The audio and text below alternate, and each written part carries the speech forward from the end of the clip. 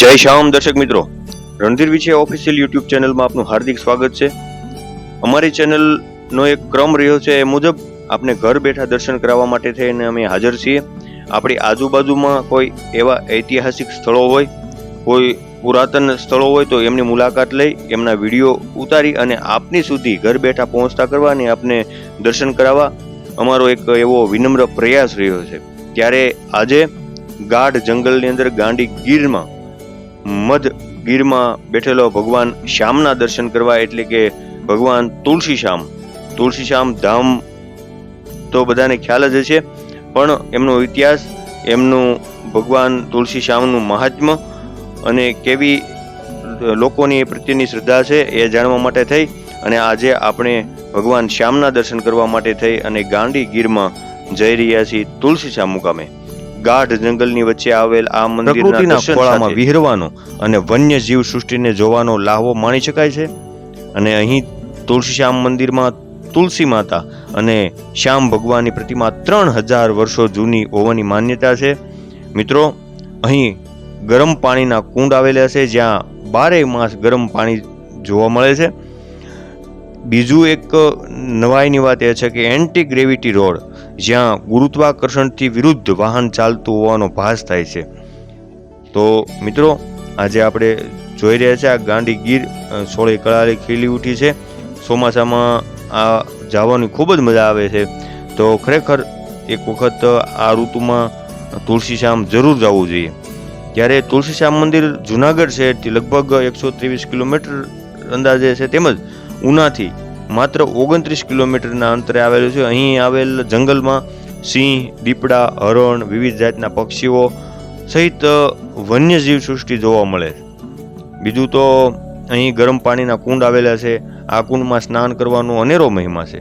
તો આ સ્થળ વિશેની વધુ માહિતી આપણે મેળવીએ તો મિત્રો, તુલસી શ્યામ મંદિરનો ઇતિહાસ અને તુલસી શ્યામ નામ કેમ પડ્યું, તો આ મિત્રો તમે જોઈ શકો છો અત્યારે કે આ તુલસી શ્યામ મંદિર આપણે પહોંચી ગયા છીએ।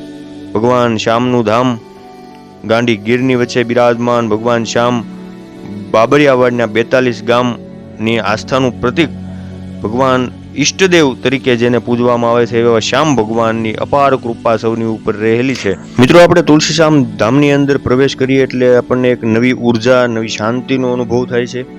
અહીંયા ગાંડી ગીર મધ્યે આવીએ એટલે આપણને અનેક વન્યજીવ સૃષ્ટિનું પણ દર્શન કરવાનો મોકો મળે છે।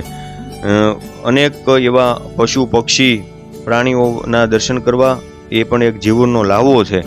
ત્યારે તુલસી શ્યામ મંદિરનો ઇતિહાસ, તુલસી શ્યામ ધામ નામ કેમ પડ્યું એ પણ એક અનેરો અને એક આખી કહાની એમની સાથે જોડાયેલી છે। ત્યારે આ મંદિરની પ્રતિમા ભગવાન શ્યામની જે મૂર્તિ છે તે લગભગ 3000 વર્ષ જૂની હોવાની માન્યતા છે। એક દંતકથા પ્રમાણે ભગવાન કૃષ્ણે તુલ નામના રાક્ષસનો સંહાર કર્યો, એથી આ સ્થળનું નામ તુલસી શ્યામ પડ્યું હોવાનું મનાય છે। પૌરાણિક કથા પ્રમાણે જાલંધર મહાબળવાન એક રાક્ષસ હતો, અસુર હતો, અને એમની પત્ની વૃંદા મહાસતી હતી, અને વૃંદાના પ્રતાપે જાલંધરને 3 લોકમાં કોઈ જીતી નહોતું શકતું, અને જાલંધરના ત્રાસથી ત્રસ્ત, એનાથી ખૂબ જ ત્રાહિમામ પોકારી ગયેલા દેવો વિષ્ણુ ભગવાન પાસે જાય છે અને જાલંધરના ત્રાસથી ત્રસ્ત એમાંથી છોડાવવા એને ભગવાનને આજીજી કરે છે। અને ભગવાન વિષ્ણુ એ ભગવાન દેવોની આજીજી સ્વીકારી અને જાલંધરનું રૂપ લઈને વૃંદાની પાસે જાય છે। વૃંદાના પતિ વ્રતનો ભંગ થયો અને જાલંધર ઘરની બહાર નીકળતા એ વિષ્ણુનું છળ પકડાઈ ગયું અને વિષ્ણુએ વૃંદાએ પથ્થર થઈ જવાનો, એટલે જે વૃંદા હતા મહાસતી, એમણે ભગવાન વિષ્ણુને પથ્થર બની જવાનો શ્રાપ આપ્યો। અને પછી વૃંદાને પસ્તાવો થયો, એણે ચિતામાં પોતાને હોમી દીધું, પોતાની જાતને હોમી અને પોતે સતી થઈ ગયા। અને એ સ્થળે કે જ્યાં સતી થયા હતા એ સ્થળ ઉપર એક છોડ ઉગી નીકળ્યો અને એ છોડનું નામ એટલે તુલસી। એ આપણે જે ઘરના આંગણે તુલસીના છોડ વાવીએ છીએ એ તુલસી એટલે વૃંદા એ તુલસીના નામે ઓળખાયો। અને ભગવાન વિષ્ણુએ પોતાની ભૂલ પર પસ્તાવો થયો અને સ્નેહવશ થઈ અને તેણે આવતા ભાવમાં વૃંદાને પરણવાનું વચન આપ્યું આમ વૃંદાનો રૂકમણી તરીકે જન્મ થયો અને તે વિષ્ણુના અવતાર શ્રી કૃષ્ણને એટલે જ આપણે અહીં તુલસી વિવાહનું અનેરું મહાત્મ્ય છે અને અનોખી રીતે આપણે તુલસી વિવાહને ઉજવીએ છીએ। ત્યારે માતા તુલસીના લગ્ન ભગવાન શાલેગ્રામ સાથે એ તુલસી વિવાહના દિવસે કરવામાં આવે છે અને ત્યારબાદ જ આપણે સંસારી લોકોના લગ્ન થતા હોય છે, પરણતા હોય છે। સૌથી પહેલા તુલસી વિવાહ રૂકમણીજીનું પણ મંદિર છે, તમે જોઈ શકો કે આ જે દાદરા જે સીડીઓ છે એ ત્યાંથી રૂકમણી માતાના મંદિર તરફ જવાય છે। વન્ય પ્રાણીઓ તમે જોઈ શકો છો મિત્રો।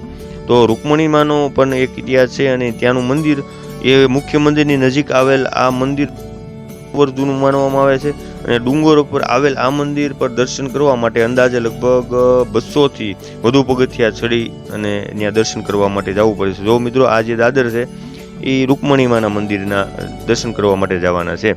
ત્યારબાદ આપ જોઈ રહ્યા છો આ શ્યામ ભગવાનનું પ્રકૃતિના ખોળામાં, પ્રકૃતિની ગોદમાં ગાંડીગીરી મધ્યે ભગવાન શ્યામનું અલૌકિક અદ્ભુત દિવ્ય મંદિર આવેલું છે અને ગરમ પાણીના કુંડ પણ અહીં છે। ખૂબ જ પૌરાણિક અને દિવ્ય ભગવાન શ્યામનું આ મંદિર શાંતિ આપે એવું છે। ત્યારે ગરમ પાણીના કુંડ જો મિત્રો, આ ગરમ પાણીના કુંડ ખૂબ જ પવિત્ર અને પાવન એવા આમાં સ્નાન કરવાથી આપણને આપણા શરીરને કોઈ પણ જાતનો રોગ હોય એ મટી શકે છે। અહીં આવેલા ગરમ પાણીના કુંડના પણ એનો પણ ઇતિહાસ છે। ગરમ પાણીના કુંડમાં કોઈ પણ ઋતુમાં પાણી ગરમ જ રહે છે અને પુરાણોમાં તપ્તોદક તરીકે જેનો ઉલ્લેખ જોવા મળે છે। અહીં આવેલા પાણીમાં સ્નાન કરવાથી ચર્મરોગ એટલે કે ચામડીનો રોગ દૂર થઈ જાય છે એવી માન્યતા છે। જોકે આ ગરમ પાણીના કુંડ પાછળના વૈજ્ઞાનિક કારણ જોઈએ તો અહીં પેટાળમાં સલ્ફર તત્વનું પ્રમાણ વધુ હોય અને સલ્ફર તત્વની સક્રિયતાને લીધે અહીંના જરામાં પાણી ગરમ રહે છે એવું પણ માનવામાં આવે છે। પણ ભગવાન શ્યામનો આશીર્વાદ અને એમનો પરચો ગણી શકો। અને બીજું એક નવાઈ પમાડે એવી એક જગ્યા છે અહીંયા ગ્રેવિટી વાળી, ગુરુત્વાકર્ષણના વિરોધમાં જે તમારું વાહન ચાલે એ એક જોવાની પણ અદ્ભુત મજા આવે એવું છે। તો ચાલો મિત્રો એ પણ તમને બતાવું। નમસ્કાર દર્શક મિત્રો, રણધીર વિછિયા ઓફિશિયલ યુટ્યુબ ચેનલમાં આપનું સ્વાગત છે। આપ જોઈ રહ્યા છો તુલસી શ્યામના હમણાં દર્શન કર્યા અને ત્યારબાદ આ એક એવો ગ્રેવિટી વાળો ઢાળ છે કે જ્યાં તમે અહીંયા નજીક વ્યો, થોડાક નજીક વ્યો, એ આવી રીતના ઢાળ છે। અહીંથી તમે જોઈ શકો છો કે ગાડી આવી રહી છે, 4 વ્હીલ, અને આપણે બધાએ વાતો સાંભળી હતી પણ આપણે આજે નજરે જોઈ અને એમનો પ્રૂફ કરવાનું છે, પ્રયોગ કરવાનો છે। જો મિત્રો આ ગાડી બંધ કરી દીધી, ગાડીની ચાવી પણ જો આ ભાઈના હાથમાં છે અને ક્લચ ઉપરથી પગ લઈ લ્યો અને બ્રેક ઉપરથી પગ લઈ લ્યો એટલે જો એકદમ એન્જિન, બસ હવે હાથ અંદર લઈ લ્યો, અંદર જો એમની મેળે રિવર્સમાં ગાડી હાલે છે। આ હકીકતમાં આ ગાડી આ સાઈડ હાલવી જોઈએ કારણ કે આવી રીતના એનો ઢાળ છે, પણ આ એરિયો, આ વિસ્તાર ગ્રેવિટી વાળો હોવાથી અહીંયાથી રિટર્ન રિવર્સ મોડમાં ગાડી હાલે છે। આપ જોઈ શકો છો મિત્રો, તમે આ નજીક વ્યો અને બતાવો। જો આ ઊંધો ઢાળ હોવા છતાં આ બાજુ ગાડી દડવી જોઈએ, એની બદલે આ પાછી રિવર્સમાં ગાડી હાલે છે, પણ ચાવી કાઢી લીધી હોય, એકદમ એન્જિન ઓફ હોય છતાં પણ ફ્રી મોડમાં હોય અને ક્લચ ઉપરથી પગ લઈ લેવાનો ત્યારબાદ ગાડી પાછી અહીંથી જાય છે। આ એક શ્યામ ભગવાનનો પરચો ગણો કે જે ગણો એ, પણ આપણી નજર સામે અહીંયા આપણને દેખાડ્યું આજે કે ઘણા વિડીયોમાં આ જોતા હોય અને આજે નજર સામે એ વાતની સાક્ષી પ્રૂફ તરીકે જોયું કે ખરેખર અહીંયા ગ્રેવિટી વાળો એરિયો છે અને અહીંયા પ્રયોગ કરીને જોયો, ગાડી ફ્રી કરી નાખી। અને મિત્રો એક બીજો પ્રયોગ આપણે કરીએ। આ પાણી છે ને, આ પાણી જો નાખશું એટલે આવી રીતના નીચે ઢાળ તરફ દડવું જોઈએ, એને બદલે ઉલટી દિશામાં એ પાણી જાહે।